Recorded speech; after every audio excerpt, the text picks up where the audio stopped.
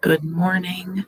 We are just going to give a few minutes for people to join, and then we will get started.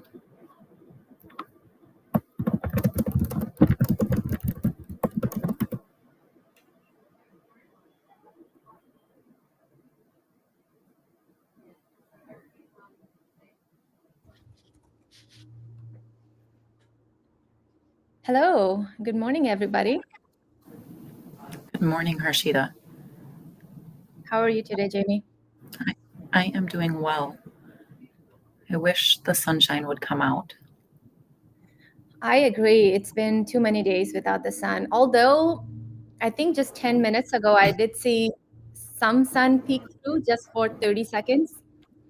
That was just literally a ray of sunshine and a hope that went away real fast. Well, I was looking ahead at the forecast, and it looks like starting next week, we're supposed to be back in the upper 70s and 80s even. So I'm getting pretty excited about that. Yeah, that will be really nice. Although, I don't know about you, Jamie, but I think sometimes these cloudy, overcast days, they have their own sort of calmness to them. It's definitely a great time to be heads down and get some work done. Not so good if it goes on for too long, though. Yes. Yeah, if it could come in increments of one day at a time, that would be. I agree.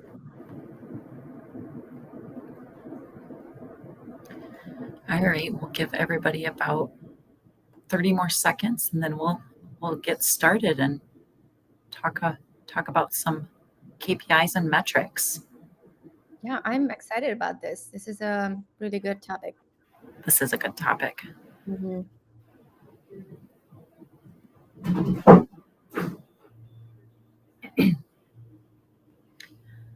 All right, as we mentioned, we're going to talk about the importance of metrics and KPIs. As we like to say, what gets measured gets managed. I'm Jamie. I am the Account Services Manager here at Key Media Solutions. And I'm Harshita. I am the account executive here at Key Media Solutions. So we're going to define metrics and metrics versus KPIs. Metrics are your data points. KPIs are your strategic indicators of performance. They are used interchangeably all the time, but they do have different meanings. Harshita, do you want to tell us why metrics and KPIs matter? Yes, absolutely.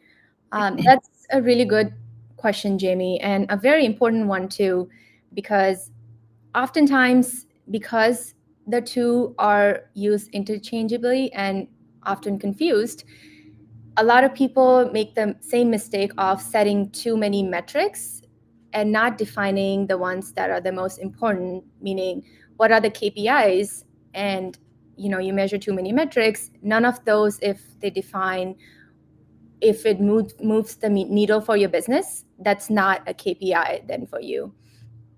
Here's a fun fact I learned yesterday. The word metric actually comes from a Greek word metron. And, I just learned that yesterday, so I didn't have time to do my fact checking. So if it is incorrect, someone leave it in the comment, and I would love to know if, it actually does not mean that. But apparently the word metron actually means something used to measure, or the word measure itself. So the word measure, it's very central to the term metric in this context.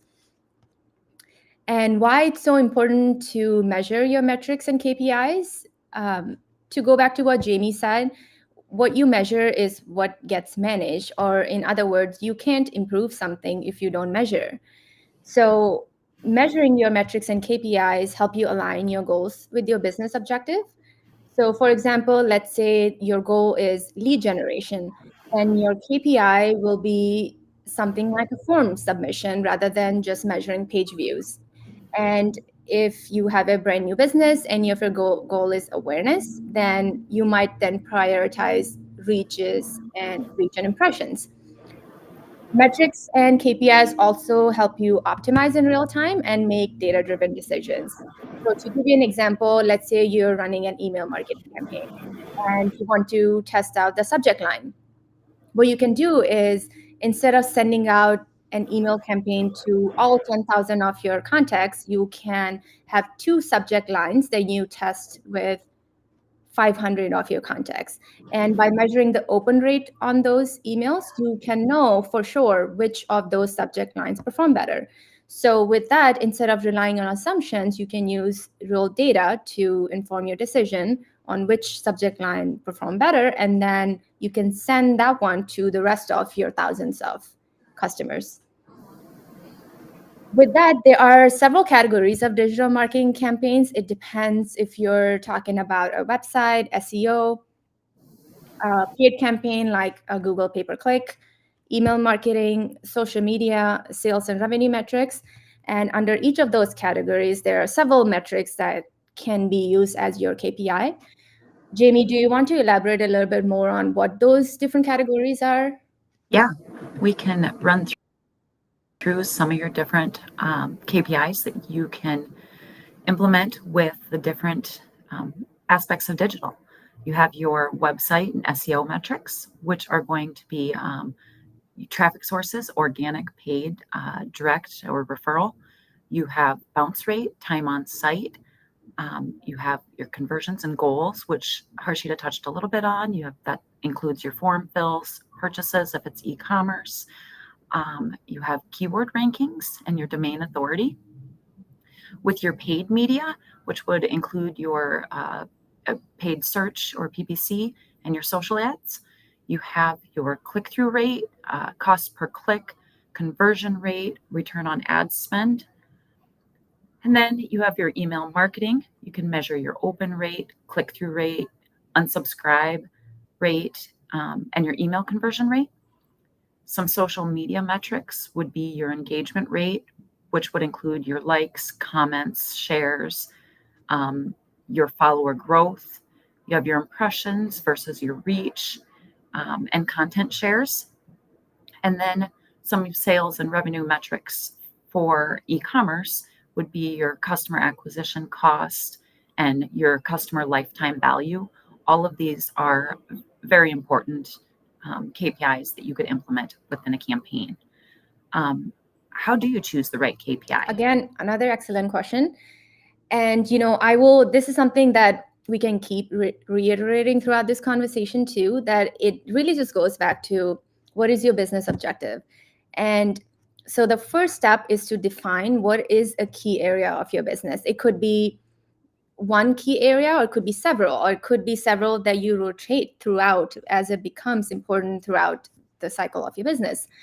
And with that, a key area is essentially what just becomes business as usual for your business. If something that is, as long as those KPIs are on track, business is as usual. As soon as those change and something is dramatically off with them, something is wrong and you need to pay attention to that. So your KPIs often become your business as usual. You want to tie your KPIs to your actual goal. And again, going back to our very basic example of, if your goal is business, your brand awareness, then reach and impression could be your KPIs.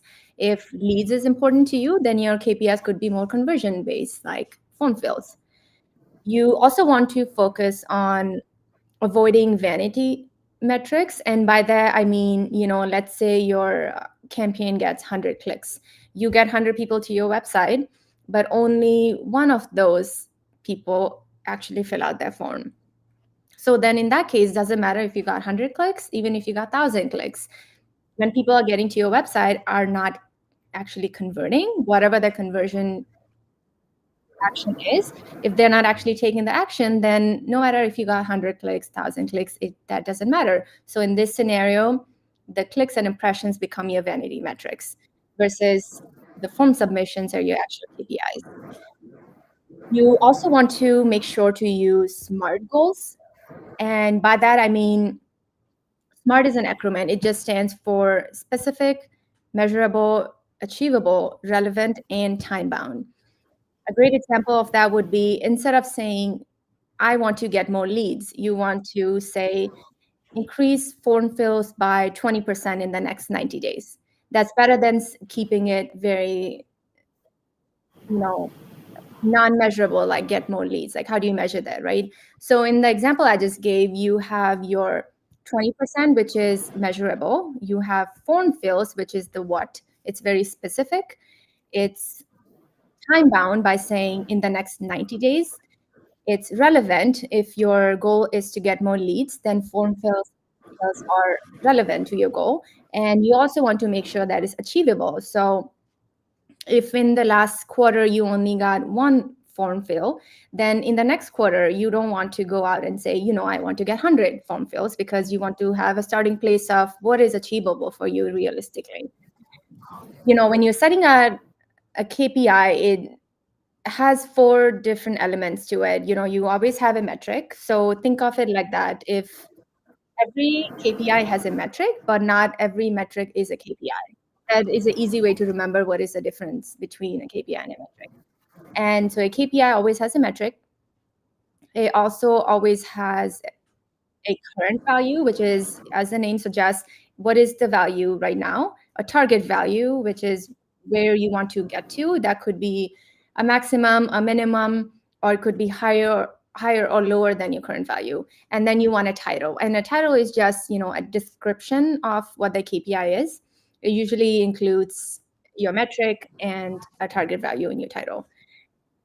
So that's, I think, the most important parts of how you choose the right KPI. And, as Jamie mentioned too, the most important thing is you just want to make sure if it moves the needle for your business. Is it business as usual? And yeah, Jamie, do you have anything else to add? Just some final takeaways for the audience. Um, on You always link metrics to your business impact. Regularly review and refine your KPIs. If it's not working for you, revise them. Let data guide, but not dictate. Your strategy always comes first. You want to set your goals based on the KPIs, but not dictate your overall business. That, I think, is the most important Yeah, things. I agree. Um, if there's any questions, feel free to drop them in the chat. Harshita and I will do the best we can to get them answered. Yeah, and if you don't have any specific questions too, just let me know if that fun fact was correct.